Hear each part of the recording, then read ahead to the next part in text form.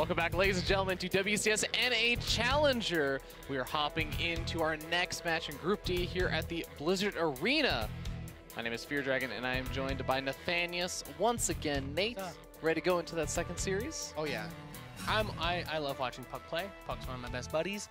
I think I've been subbed to his Twitch channel for like 40-some months. Wow, that's pretty solid. He's been subbed to me for like 50-some months. So I'm doing you a little bit. Yeah. But of course, ladies and gentlemen, in case you haven't heard us talking about it before, there is that really awesome IEM Sydney event that's happening on May 5th, Cinco de Mayo, Nate. Yeah. Cinco de Mayo. Everyone's got some plans now. Yeah. I think I'm doing something on. Yeah, you're watching IEM Sydney on Cinco de Mayo. I think I'm doing some sort of like free for all. There's like some other tournament thing someone asked me to play in actually on the 5th. Yeah. So plenty of StarCraft memery going down, and of course, you know, Cinco de Mayo is so great holiday we're celebrating. Yeah, definally. It's a fun one out Zombie here in Grove's LA birthday as well. I'm pretty sure she's going to be streaming that. Nice. Doing a good old birthday stream. But okay, you were talking about this puCK versus Raze. puCK is super awesome. He's just like a fun player to watch because he's got such a flashy style. Like yeah, puCK likes to do fun stuff, you know, and this is really weird because my brain keeps trying to think about PvT. I've only met Raze in person, I think, once. I met him at the Nerd Street Gamers. Cheesadelphia? I didn't go to a Cheesadelphia, but my family lives in Philly. I went to visit them, and they had like a meetup at the Nerd Street place. He's a local there. Yeah, and I met Raze, and he was like, cool. I was talking to him and one of his buddies about like Terran strategies and all that jazz. No more. And I'm like, they grow up so fast. So for those who don't know, Raze is a former, really top-level North American Terran player. He's like a top 20 GM Terran, and now he's a Protoss player. I would say I never want to paint him as saying like he is a top like NAT GM Terran player in the sense that he's not like a major, he's not a Kalazor, he's not Masa, but he was right below those guys. I mean, those guys are. I would say that.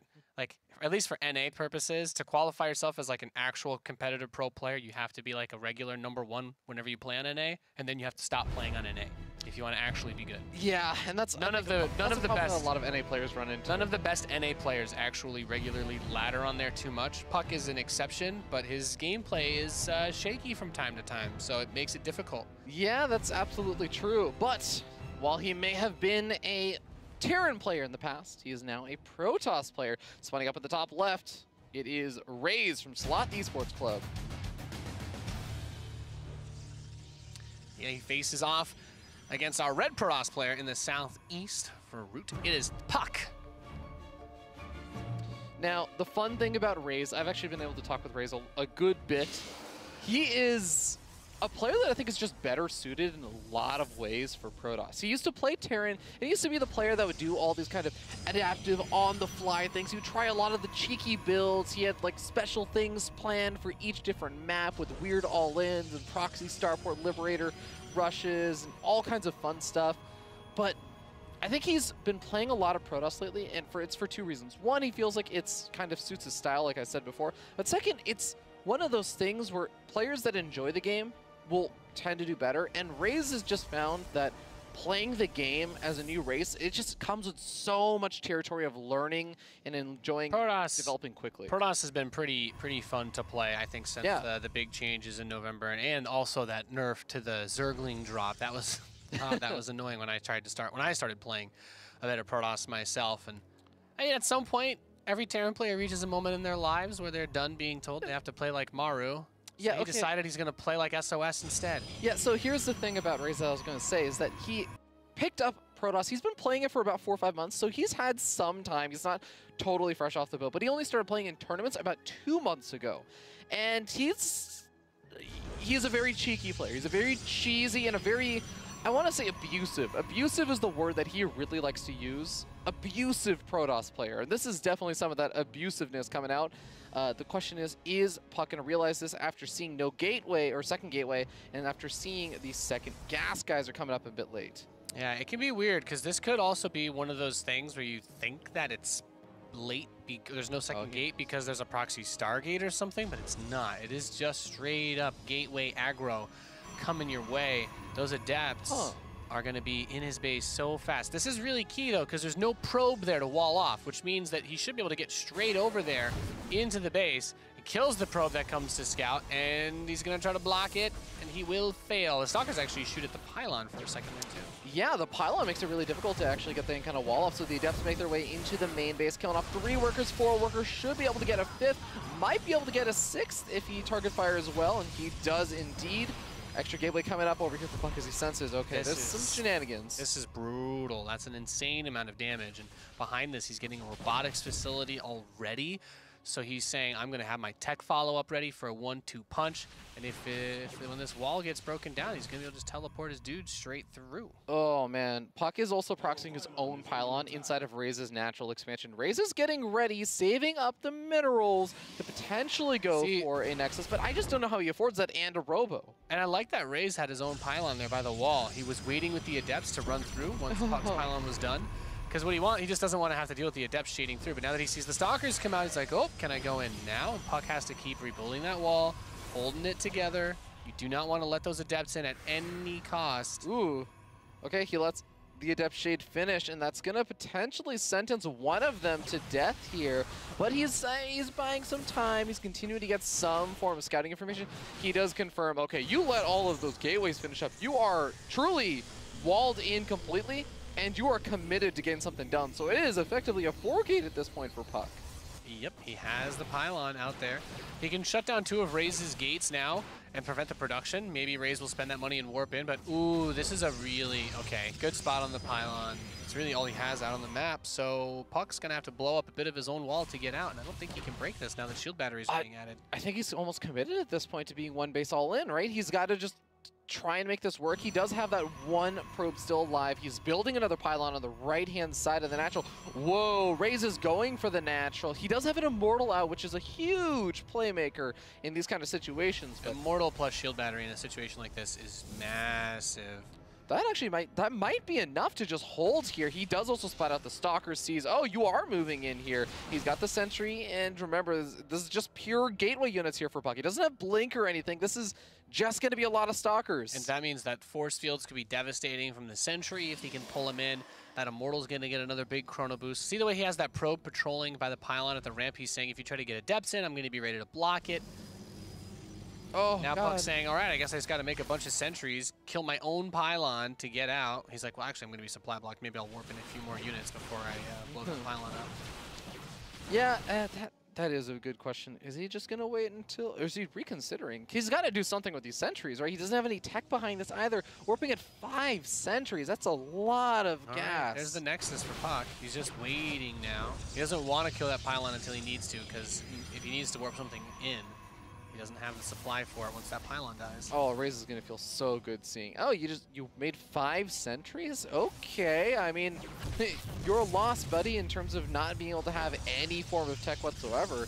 But puCK is going to try and make something happen with 7 sentries here. And this can do surprisingly well. This is a bold play out of puCK if he actually moves across the map and tries to do something here, because Immortals are still being chrono boosted out. The Immortal count is currently at 2, so that's going to make things really difficult. But I mean, you have to remember that Immortals, they pack a punch. They're going to be really difficult. But if you can segment off with 7 sentries worth of force fields, you can segment off individual Immortals, snipe those off first, and then just prevent them from retreating back or even getting in range of the shield battery. You can make some magic happen, but this is still a big ask for puCK. Yeah, this is going to be really tricky. He's moving forward now. We see the Adepts are going to be shaded in towards that main base. He wants to hit the mineral line. There you're talking about those force fields. Gets one of the Immortals on the right side. The 2 Immortals on the left, though, are in range and getting shots off.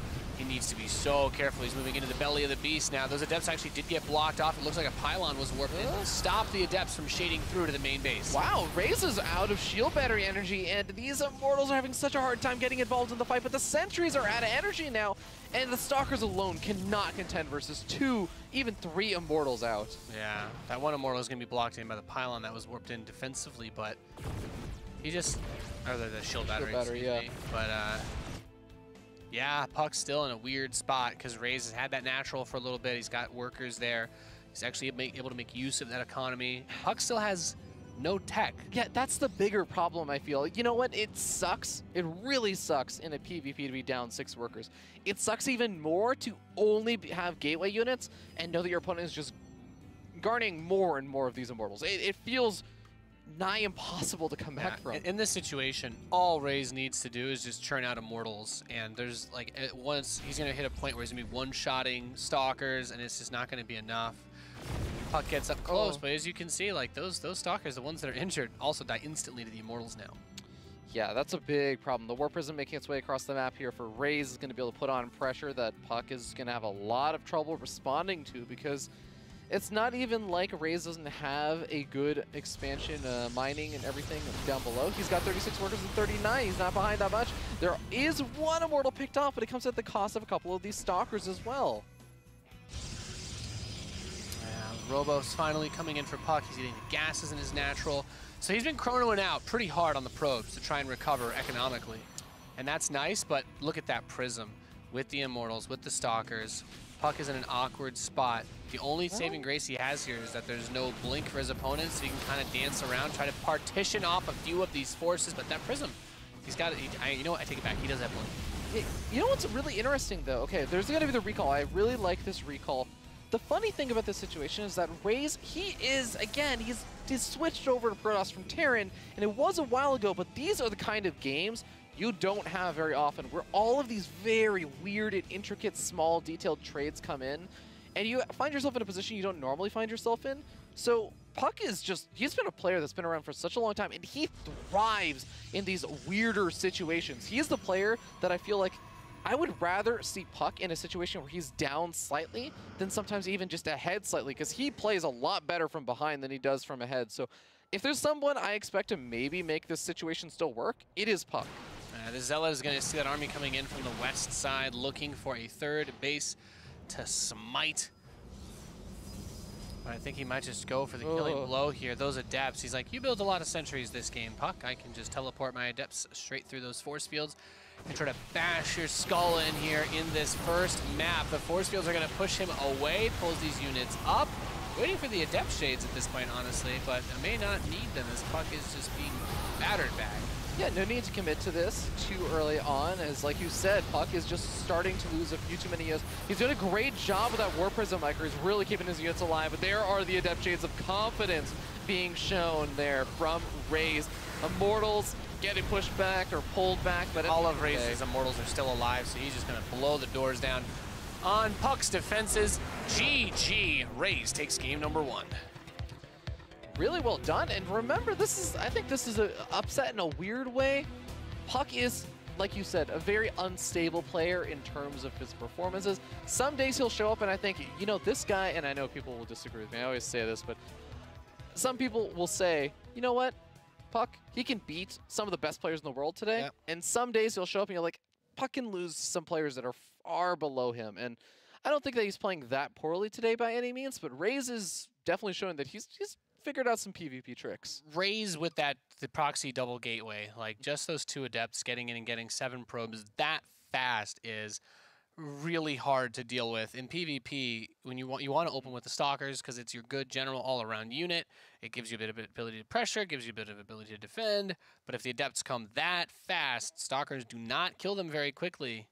And not just that fast, but they also get that pylon down, that pylon that blocks the complete walling that you'd normally rely on to deal with something like Adepts. Yep.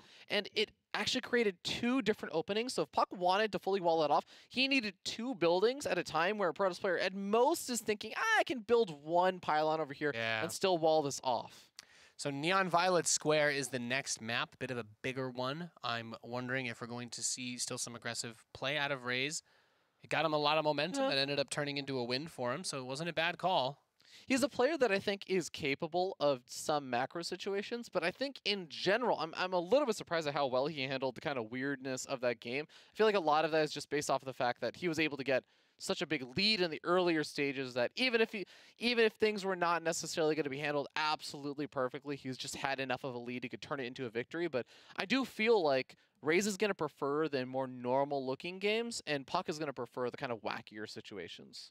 Yeah, I do still think that in even a long macro game, puCK's experience of years of gameplay could still be fine. Like, I don't think that puCK is a player that needs to force weird situations. And I feel like PvP is a matchup where you don't get as much leeway. Mirror matchups are always the ones with the least amount of like leeway. You kind of have to play whatever the meta is For example, the double gateway thing. Nobody's like, I don't have to build gateways at the start of the game, blocking my ramp. Well, I mean, Raze does. He just built them at his opponent's third base.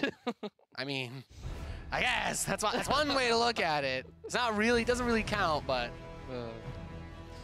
Okay, well, we're getting started with game number 2. Remember, this is just the second match of the day, so that does mean there's a lot of opportunities for either one of these players to turn this around, and of course, lots of games, even if you end up losing this one. We're going to be starting down here on the bottom right. We have our first player, the Blues Protoss player, sitting up 1-0. It is Sloth Esports Club's Raze.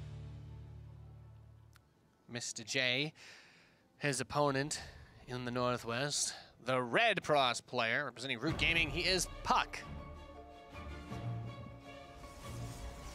Plays 3rd and 4th at GPL. puCK is one of those players that I think a lot of people have had their eye on because he's got a super fun and flashy style. He sometimes shows this huge amount of promise, and I think he's pretty inarguably one of the, I would say, the 2nd or 3rd best Protoss player in NA, maybe only behind someone like a Neeb or something. But before a Neeb, when we talked about NA and Protoss, the conversation would usually come down to puCK and Bales. Those were the big guys a while back. Yeah. That was around the time that Neeb was still. I mean, even when Neeb came up, their NA was Peely, Neeb, Bales, and puCK. Those were the 4, and then there was this came up a little bit towards the end there, but yeah. Yeah, but even after that, it was like there was this massive gap between those players and a lot of the other Protoss players, like a Tesla or like a, you know, a Creature or someone. Yeah, not a whole lot of room. I mean, we saw some great games out of Padre, who's also a solid Protoss player in the TESPA finals yesterday. But you're right, the discrepancy between the Protoss is pretty big.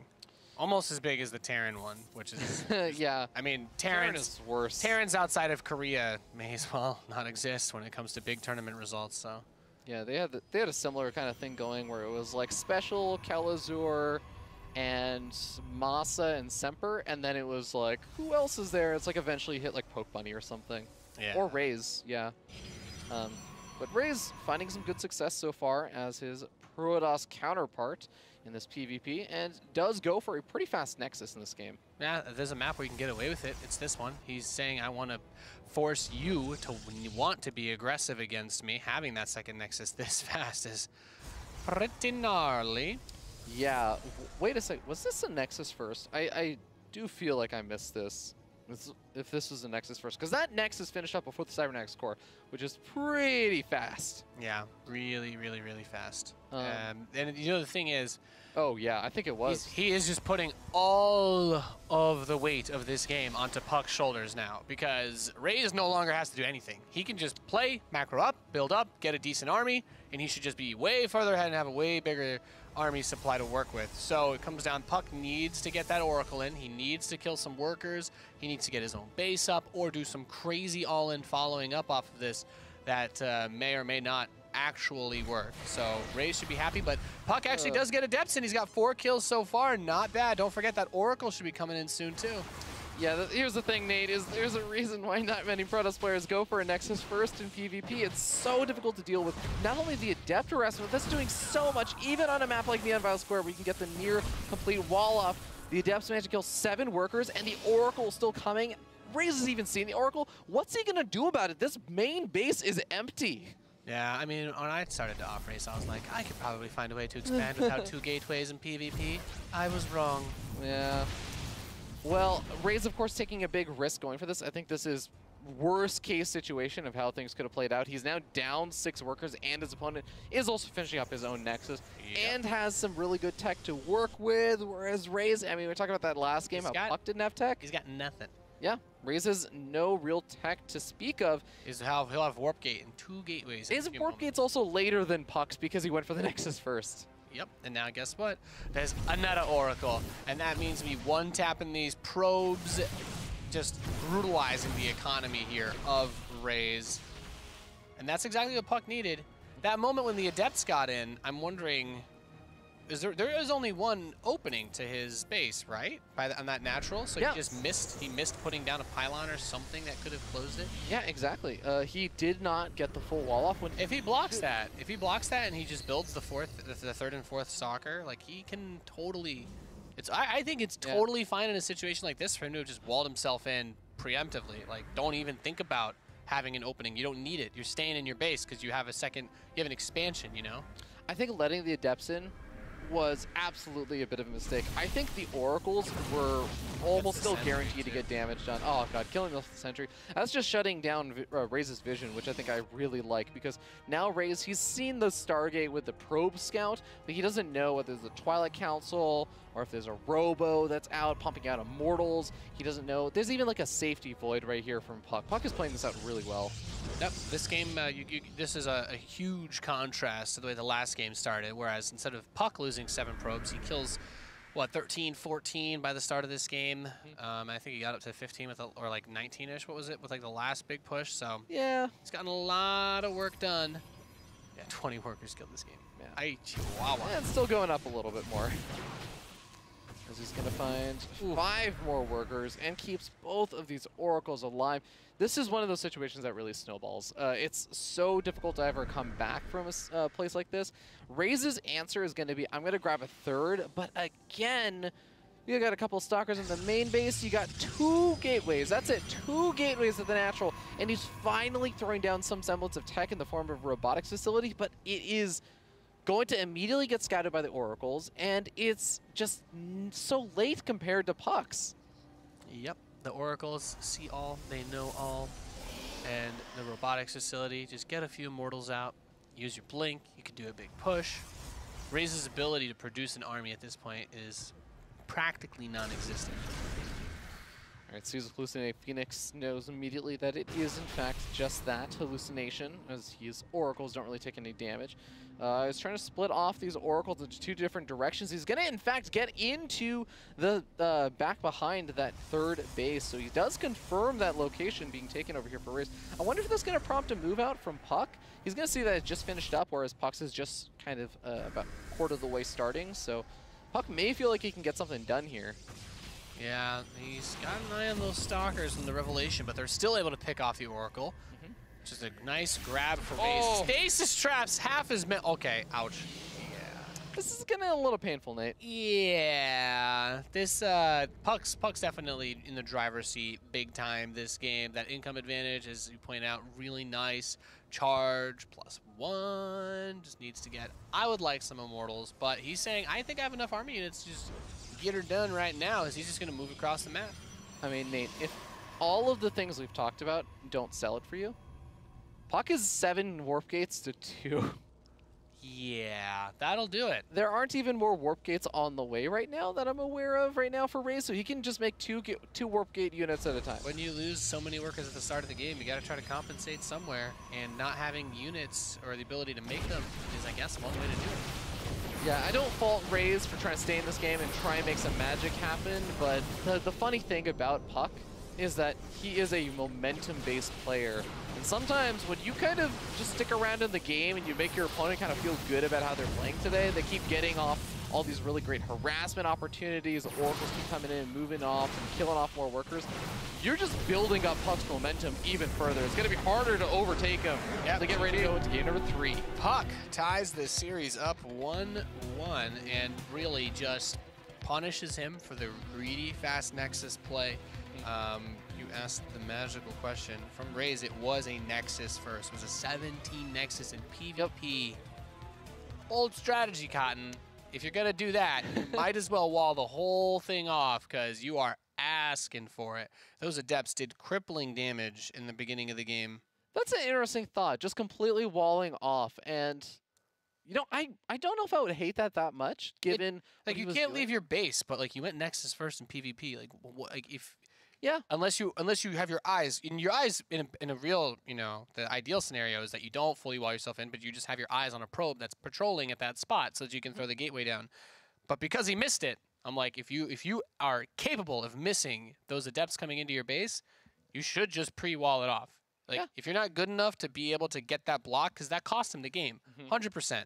would have been low. Whether or not he would have won remains like, you know, we could speculate about that forever, but he gave up his opportunity to use that build the way he wanted to by letting those adepts inside.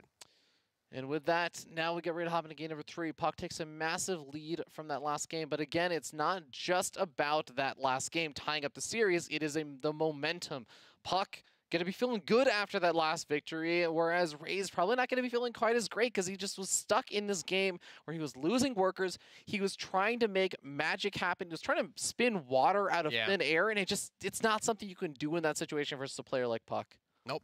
That's where the experience comes into play. I think everybody who's ever tried to play Protoss, I mean, I think that's like the challenge that every new player to PvP has, where it's like you come in, you're the young one, you're like, it's my first day playing Protoss. You're like optimistic about your opportunities. I don't have to go 2 gateways. I'll change everything. And it's like, then the adepts come in and you're like, ow. And then more adepts come in and you're like, ow, okay, I need 2 gateways to actually defend against this. It's so unforgiving. This matchup is so brutal to players that just try to deviate from the norm.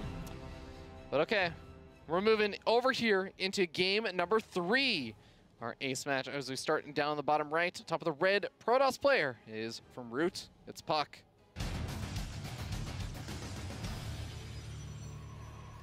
He faces off against the blue Protoss player in the northwest. He is Raze.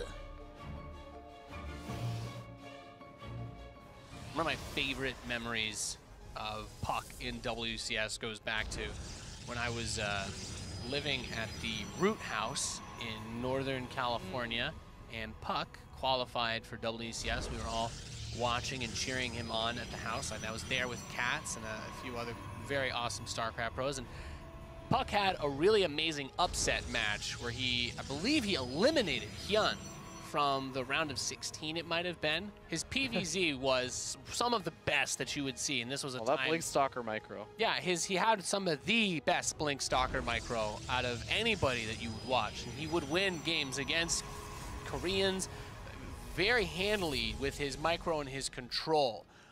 He had another famous series. I don't think he won this one, but I believe that he eventually ran into Pult, where we got to see him use the Colossus drop, which is another strategy that he really loves. He's one of the first, pro players that busted it out on, in live games. It's a bit of a weird, wonky build, but everybody was like, oh, that's a funny build. And then, MC did it into that 4 Colossus push, I think, in, GSL or something, and people are like, whoa, it's a real thing. That game was on Frost. For anybody that's also riding the Fields train with me, that was a long time ago.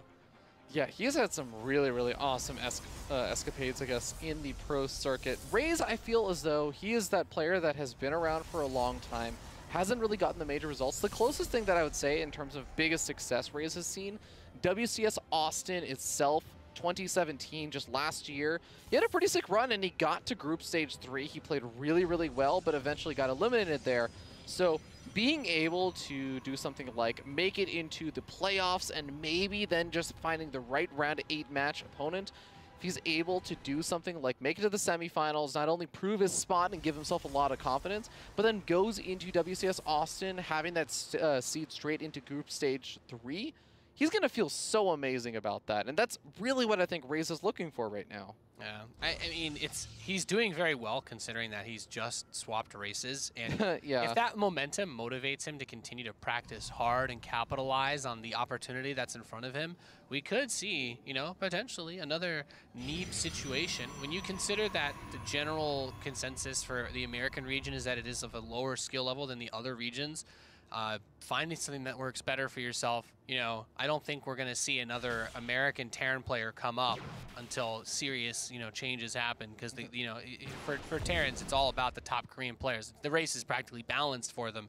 So picking something like Protoss that's a little bit more EU-focused, or Zerg, which is more EU-focused, where those players actually can compete with Koreans with those races, I think is a good move. Yeah, not everyone can be a futurist. It really does depend on the person and the kind of playstyle that will, whether or not you can make that sort of magic happen in a situation where it seems like nobody else can. We do have a Blink Stalker opening over here from puCK. He went straight for the Twilight Council before throwing down that Nexus, whereas Raze going for the Robo after he's already thrown down the Nexus. So he's got to defend here, but he does have all the tools he needs to get up that proper defense against even 6 or so Stalkers. Yeah, The shield battery is so nice for PvP defending in these situations. It's just a really great way to hold down. This is the kind of thing that Protoss players dreamed of having when Wings of Liberty came out. Would have been so nice. Yeah, the next the 4-gate shenanigans. Oh yeah, you know, Photon Overcharge did help out with those problems, but it came with a lot of its own other problems. So I'm happy to have that shield battery. We don't talk about Photon Overcharge. We don't talk about it. We don't mention it. We don't talk about Photon Overcharge. I don't even think Protoss players want to talk about Photon Overcharge. There's the Forge coming in with the Robo, and it's just a little dance, a little back and forth, a little hip shaking, but nothing too crazy. As both players get their naturals up and running, and we make that transition into getting the tech up. My question becomes, because I know puCK loves to use Blink, how committed will he be to this? Will we see him get Immortals? Is this just going to be another big gateway play? Hard to say. Yeah, only 2 gateways on puCK's side as well as also Raze's side. So I don't expect him to be committing too much to this, but just being able to warp in 2 Stalkers at a time every so often from that proxy pylon. And as Blink now finishes up, he can just continue to get some free damage. And I love this. Picks off 1 sentry, picks off 2 sentries. And I don't know that he's... Okay, he does lose a Stalker over there from some Miss Micro on the Blink, but he gets a lot of good damage on, and even the shield battery's out of energy. Yeah, that was actually really nice play, making the most of that early Blink. It's not something that we see a tremendous amount of, but in this situation, with a player like puCK and his control using Blink, he's gotten a good amount of value out of it. Now, we do always talk about how the Stalkers lose their value once you get into that Charge Lot, Immortal Archon phase of the game, so he's maybe going to do something else to follow this up. But we could also see with that Robo Bay for puCK that he could go for something like Disruptors, some unorthodox strategy to try and leverage the Stalker's momentum in the early game. Yeah, before the McCann God was a thing, puCK was also fairly well known for his Disruptor play. His control on that is pretty damn good, and he loved that Blink Stalker Disruptor era. He's got that Observer sitting over here. Looks like he's getting ready to blink into the main base. Ooh, this is nice. Picking off a probe and gonna be able to pick off maybe a couple more probes or a pylon or something. Now he's just gonna blink out saying, okay, yeah, just poking for, no, rip. Stalker didn't get the memo. Only finds another opportunity though, says, okay, there's 1 Immortal over here. I can blink back 1 Stalker each. Not pick bad. Up 3 more grabs a few probes, blinks out. This is puCK flexing that control muscle, really losing that 1 Stalker hurt, especially because I don't know if he realized it, but that one, it didn't make it across, but it also didn't blink. That one couldn't find the target location, and when it blinked, it was actually into the enemy. Well, first Disruptor. Disruptors. These bad boys are very powerful. He's getting another Robo facility, so he's saying, I don't want to play with Archons and Charge Zealots. I want to play with Stalkers and Disco Balls. That's a really nice snipe off also on that Observer for Raze. Raze is in a tough spot. He's got up a lot of these Immortals, and I like that he's also just patrolling his Stalkers on the outer edges of his main base. Would love if he also had another Observer there, but he is getting out another Observer to help spot out for his opponents. If he can deny that high ground vision for puCK, it's pretty much impossible to blink up into that main base. Then he only has to worry about really defending 1 location. Yeah, let's see what he can get done. 4 Immortals is a lot. He blinks forward into that. He was going for the Observer snipe, but 4 Immortals. No, you don't want that. Yeah, he did not quite see all the Immortals were right there, so. That is not where you want to be dancing, good sir. Gets punished, but he has 2 Disruptors being made at a time, so it's like you said, the Stalkers, they want to find some value, but he's already found so much value with them that I feel as though he is very close. Okay, he's going to continue warping in Stalkers. Yeah, but he's going to just stick around on this. He really is just a few missed Disruptor shots away from getting rolled super hard. This army is not popular because, like, people like how Immortals look when Archons are shooting. Like, it's popular because it's really strong, and it beats most other Protoss armies that you're going to have on the ground. Those Disruptors need to get amazing shots off. If a couple of Zealots spread out as they charge forward and eat the Purification Novas, those Immortals and Archons could still do enough to take out the Stalkers. You have to be so careful. Oh, but puCK is getting to the critical mass point. There is a period when you're going for Disruptors where you have 2, 4, 5 Disruptors. We're getting to the point where puCK is going to have 7, 8, 10 Disruptors out, and it's just continuous Purification Novas. There is no, oh, let me just sacrifice 1 of my Zealots into this Nova, or let me sacrifice like 2 Stalkers. Yeah. And no, there are so many Novas, you cannot deal with it unless you're able to do Phoenix lift-ups like you talked about in some of the previous series that we saw in Europe, or just take them out at point blank. He's adding Stargates. That is definitely a good way to try and handle this, whether it's Phoenix or just an air transition in general. You don't want to play on the ground versus an opponent that has a ton of disruptors, especially when you don't have any. Okay, but Disruptor's now about to be revealed. The Immortals leading the charge, and one of them goes down. Two of them very low on hit points. Getting some good shots off on those with those Disruptors. Takes out a few of the Immortals, gets some of the Archons, some Zealots, Stalker or two. Not bad. And now Phoenix are coming out, so that is the answer to deal with this, is to try to use Phoenix to cancel those Purification Novas. Yeah, I don't hate the Phoenix at all. I have sometimes wondered if, like, because there's a weird point in PvP where if your opponent is on that Blink Stalker Disruptor army composition, you get up enough something like Void Raze, you could actually take on both the Stalkers and the Disruptors as long as you have some Immortal support. But I do like the Phoenix. It's just generally a typically safer style, but it's still so difficult. You need a lot of them to deal with this many Disruptors. Yeah, let's see if puCK can make this attack on the third base work. This is a really big opportunity for him, as the army doesn't have a whole lot of room to wiggle around in, and there's not enough Phoenix to pick up all of those Disruptors. So he knows that a few Novas lets the the Archons eat a few, but he actually gets quite a few hits off on the main army on its way out. Well, a lot of the Purification Novas on cooldown for at least another 3-4 seconds. Stalkers blink up to the high ground though, and there are the Novas. baby, knocks down half the army there, and now the Stalkers may be able to do it on their own as the Purification Novas reset their cooldown. Stalkers blink forward onto the Immortals. They are DED, and look at that. Zealots in the main base, hacking and whacking and smacking away at those probes as the third is forfeit. GG, puCK takes the series.